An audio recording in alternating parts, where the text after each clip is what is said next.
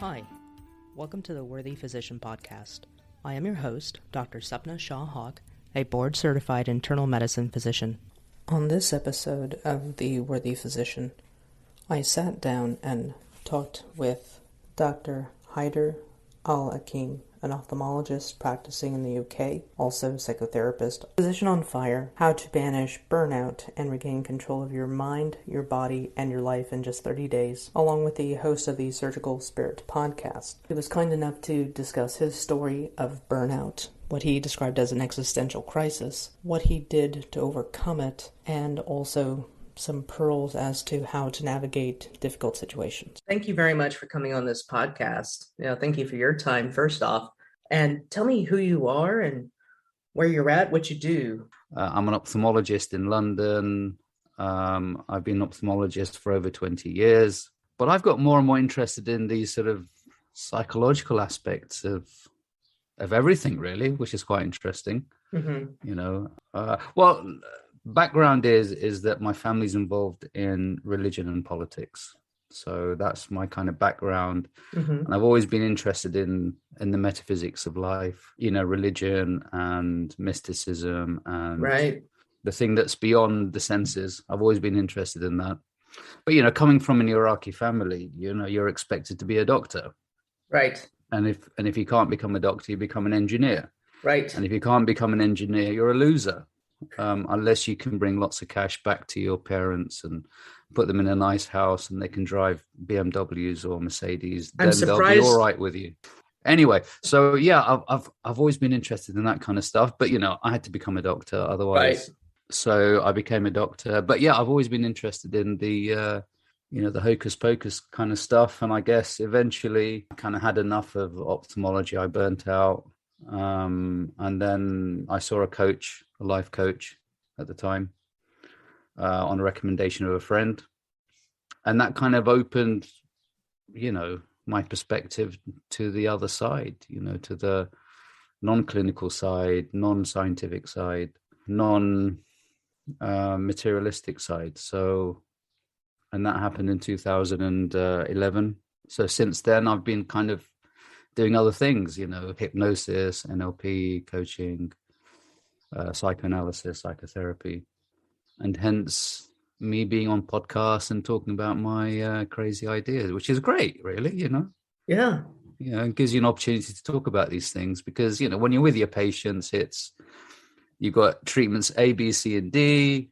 I think you should go for A because, 1, 2, 3, and 4.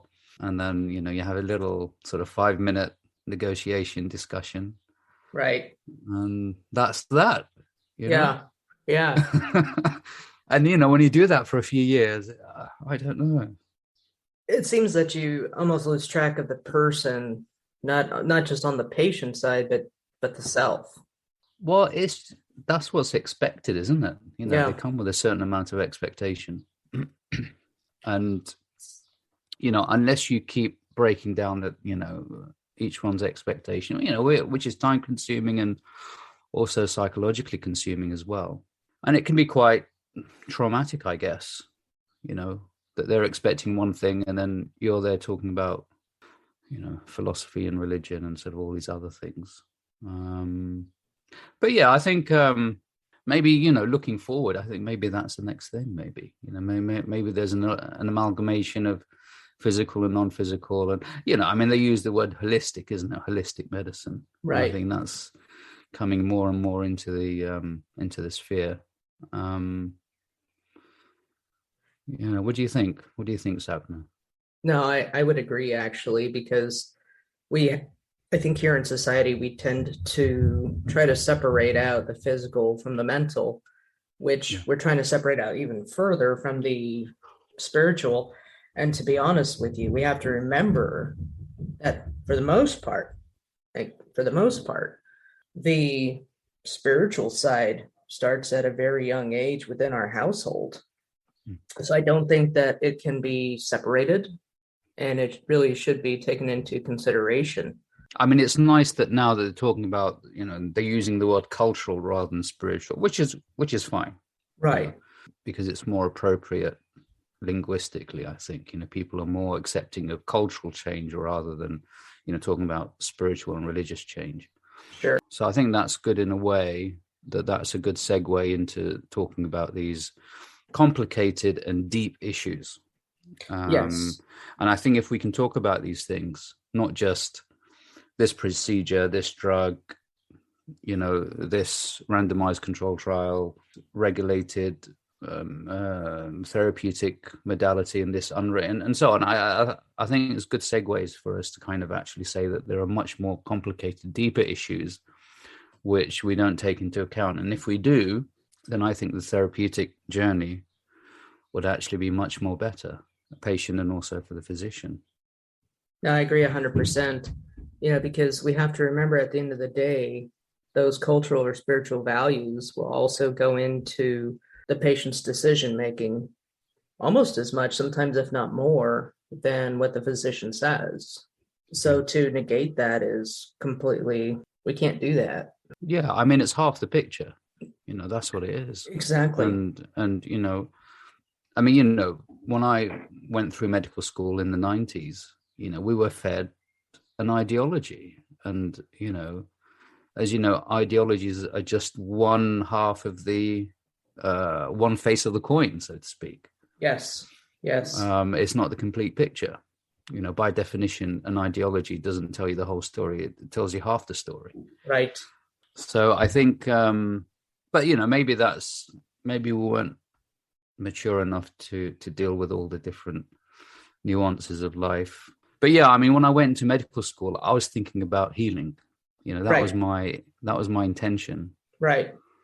Because I was sort of grew up in this sort of spiritual environment, yet my dad's a zoologist. So, he's got a PhD in zoology. So, he's versed in the scientific dogma or ideology. Yeah. And he kind of, his purpose was to sort of bring them together. He wrote a book on Islam and science. Interesting. In Arabic. Yeah. So he's trying to, reconcile the two. And me, obviously, sort of unconsciously, that was in my mind as well. But I mean, I took, the more scientific route. Yeah. Because it's so predictable and, it's much more, the path is much more obvious. Right. For a lot of us back in the 90s. Right. But, when I started medical school, it was something missing. I just felt sort of constantly that the heart was empty. Yeah. The brain was full of facts and information. Right. But I couldn't put it somewhere in the heart anywhere. Right. And when you go into the hospital, it was like, no, don't get too close to your patients. You've got to ask A, B, C, and D, and you come back and then you deliver A, B, C, and D. And I was miserable. Yeah. Because there's something missing there. Yeah. It's really sad, really. I mean, it's not very inspirational, this. The culture of medicine.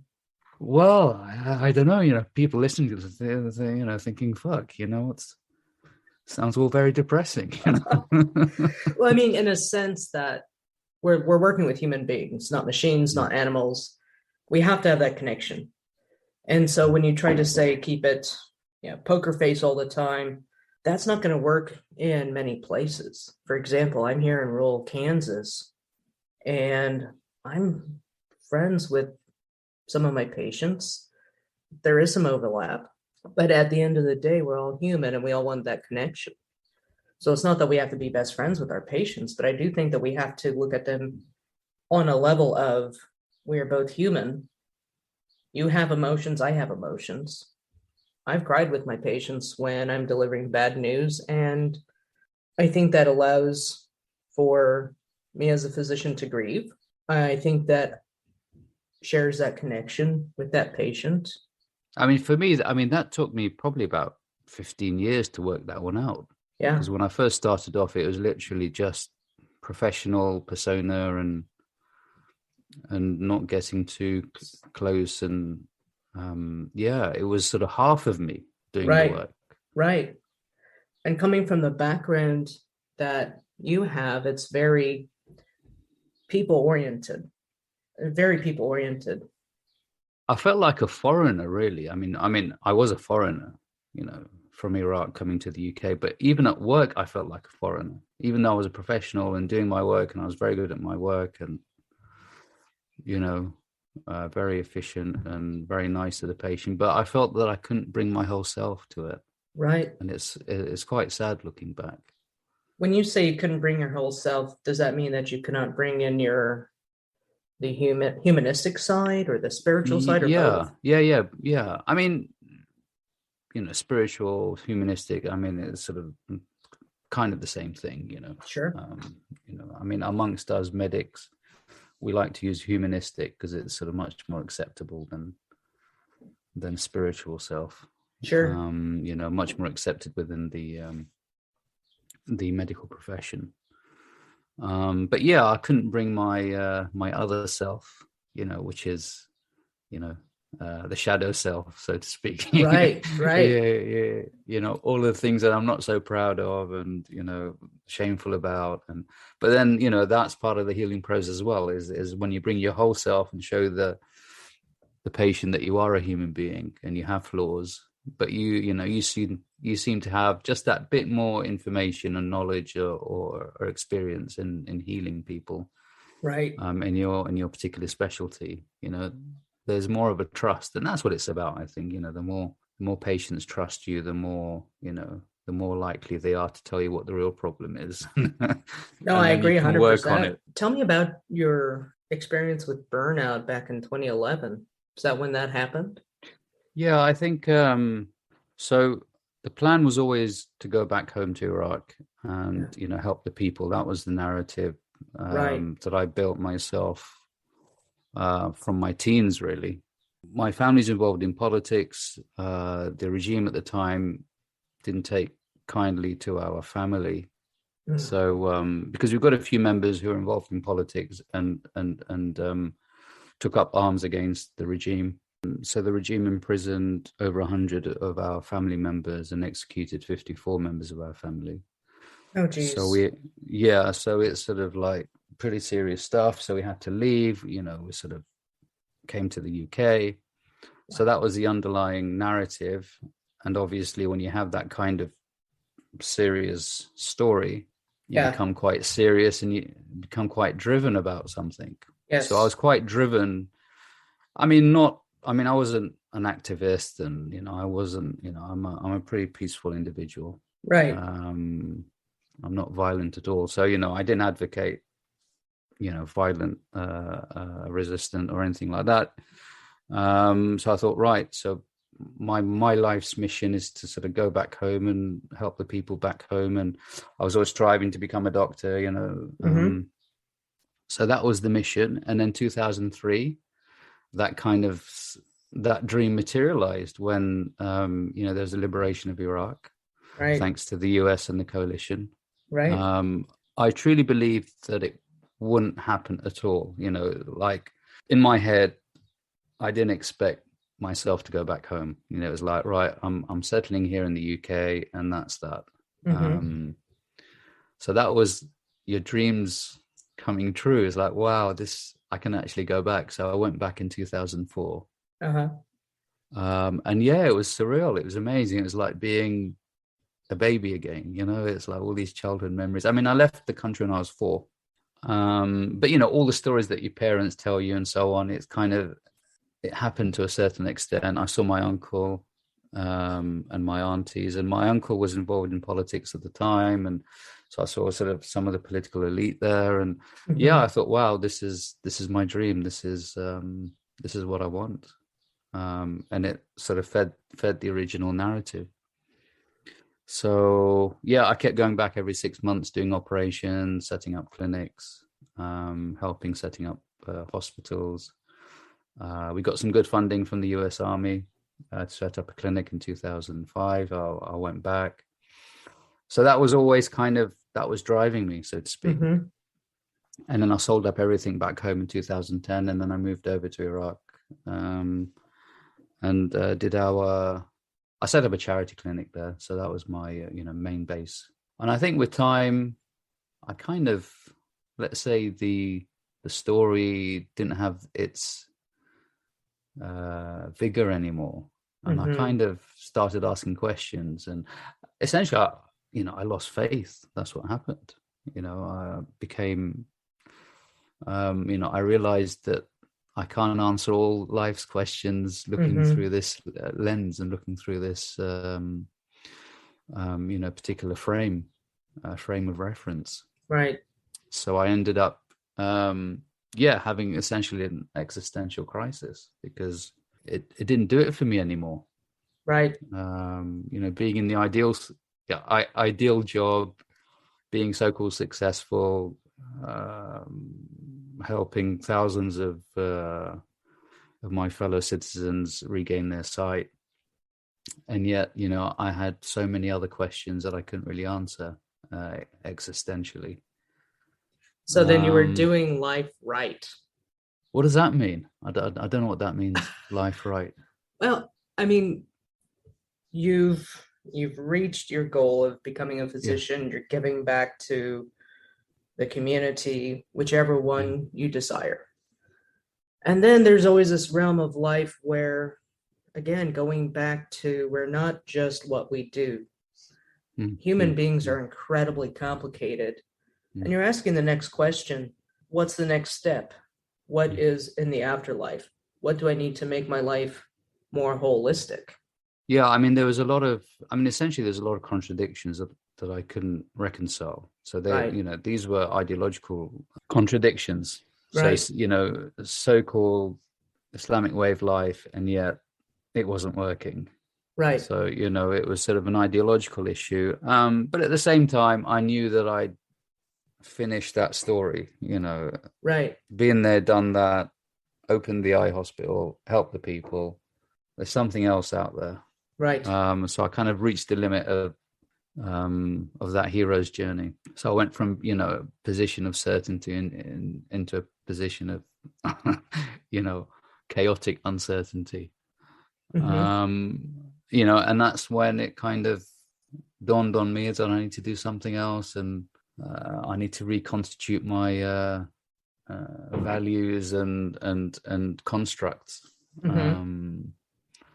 So essentially, I saw the coach and I came back. Decided to come back. So, and sort of start a new life, which is totally foreign to me because, here's 35 years of building on something, and then you got to start again. And it sort of backlashed because I thought it was probably the medical thing. So I had a kind of anti-medical story, but it's all medicine's fault, it's all West, or it's all looking back, sort of 10 years later, 11 years later, it was ignorant to the fact that there are so many other things I'm really ignorant to. So sure, which is very humbling, yes, when it happens to well-known surgeons and individuals. It's a very humbling situation, and I realized that I need to sort of decrease that cycle into not sort of building yourself up every 35 years and then disintegrating. And so I'm kind of like making sure that I get humbled every day rather than every 10 years or 35 years. Right. I think that's a great aspect in which to approach life. It just really opens the doors to learning, which, life is the biggest classroom, no matter who you are. Yeah. But, we get put on a pedestal. That's the problem. Society perpetuates this thing that, your doctors and your senior doctors and your well-known doctors, you should know everything. Right. Or be perfect. How dare you not, know everything? Right. And you get that a lot. I don't know about you, but I get that a lot. It's like, yeah, but you're this doctor. So, there is a lot of cognitive dissonance on their side there. Right. And I think part of it is because the average person does not understand how diverse and how advanced medicine is. And with new technology, it's going to explode even more than what it has. So to expect one person to know everything like back in the day with Osler and DeBakey, it's just not possible nowadays. So what did you do to recover your passion for medicine or life? How did you get out of that existential crisis? Because it sounds like you incorporated some very interesting tools into your repertoire. I didn't have a particular plan. I think Right. it's one of these things where you can't plan for these things. Yeah. So I can only say what I did looking back, not, I didn't have any particular strategies in place that I can proudly say, yes, I did this, and this. So, I think out of necessity, my being put me into some kind of process to get me out of it. So yeah. I think there is a sort of an inherent wisdom within the self that allows you to get out of, massive crises. And, I just essentially stopped what I was doing. I just stopped working and, I went into myself, I went into my shell. I mean, I'm normally a very extroverted individual. Right. I'm a very social animal. But, I went within, I just had to take time off and heal and recuperate and rest. So that's what I did looking back, rested. And for some reason I tried different things. Whether it was, looked at different professions, I did the whole anti-medicine thing, went into, this is going to sound a bit crass, but, I went into herbalism, I went into hypnosis, I went into NLP, and anything that was alternative, to mainstream media, mainstream medicine. Sure. So yeah, I kind of looked at the opposite to what I was doing before, but that didn't give me the answer either. It was like, well, no, this isn't it, So I looked at the opposites. That didn't really work for me. And I just started writing. I just started writing about my stories and my memoirs. And, that's how I produced my book, Physician on Fire. And just reflecting over all of my mistakes and all of my misdemeanors and cock-ups. And I did, probably the silly thing of publishing it. Because when I read it now, it's all, I cringe when I read it. So yeah, just looking back at all my mistakes. And then sort of realized that actually I'm a good physician, and I'm a good surgeon, and I'm good at what I do. Yeah. And I changed the meaning, and the narrative in my life. So essentially, the short answer is, I did a reframe. Yeah. But but I could only work that out looking back, not at the time. I think at the time I just descended into depression and, had to rest for months and months. So yeah, it's not so exciting, I'm afraid. There's no special switch that you can do and it just gets you out. No, but I think that's huge that you actually had that introspective to take that step back and to say, this is what I need to do for me, because that's very contradictory to the culture of medicine, where we're taught to give until it takes everything away from us. And while that benchmark might be different for every individual, I think that's awesome that you were able to take a step back. I think that's awesome that you were able to produce a book, Physician on Fire, and really write about your journey, write about the self, and then reframe your reality. That's, I think, what a lot of people strive for.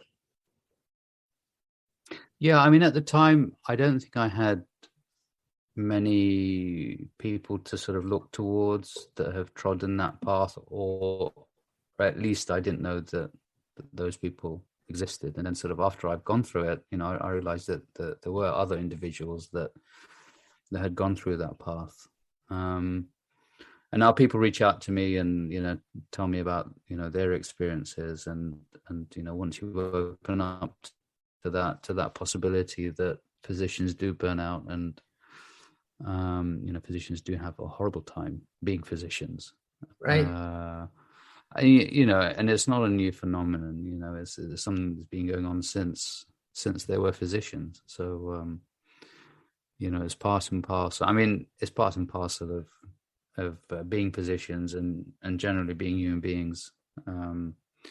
There's a lot of coming back and revisiting current ideas and current ways of life and current stories, and needing to upgrade it on a regular basis. No, absolutely. And that's why I created this podcast, and I'm assuming that's part of yours as well. Is that correct?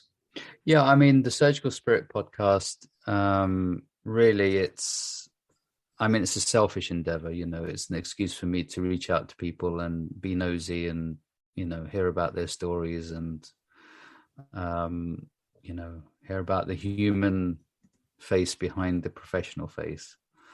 So, getting out the spirit of the person, so to speak.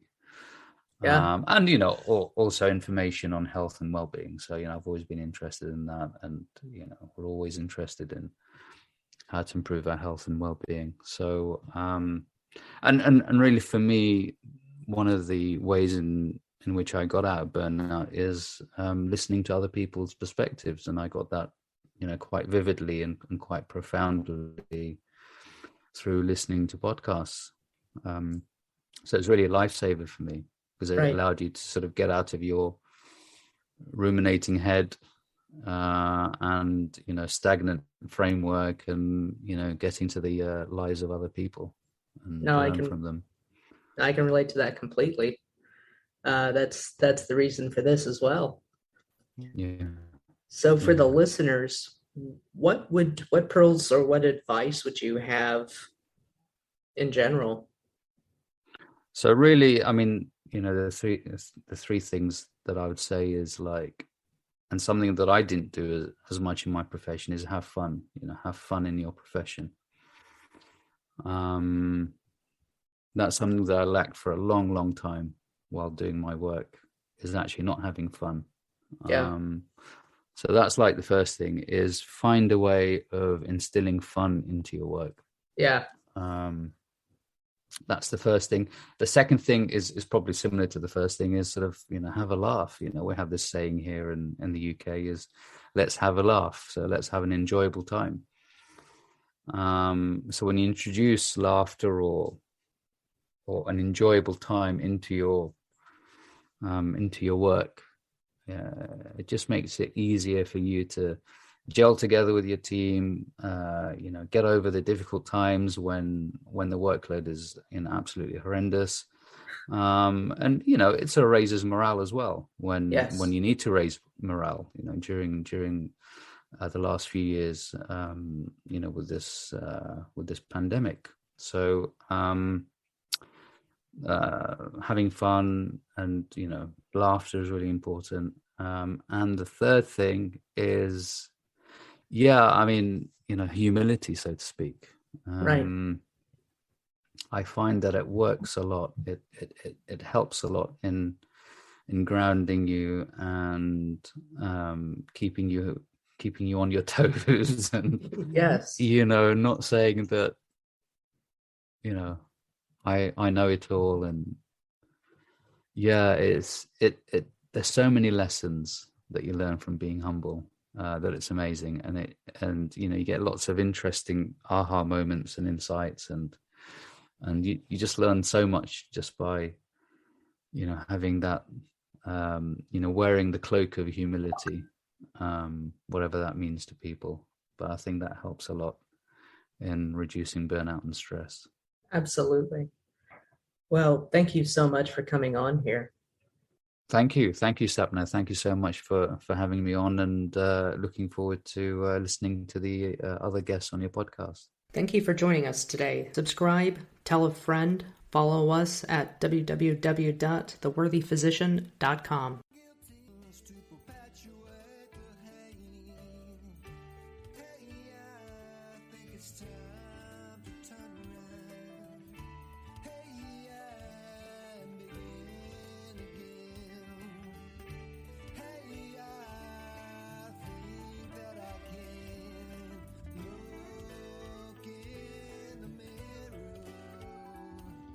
Start again the second time around, the second time.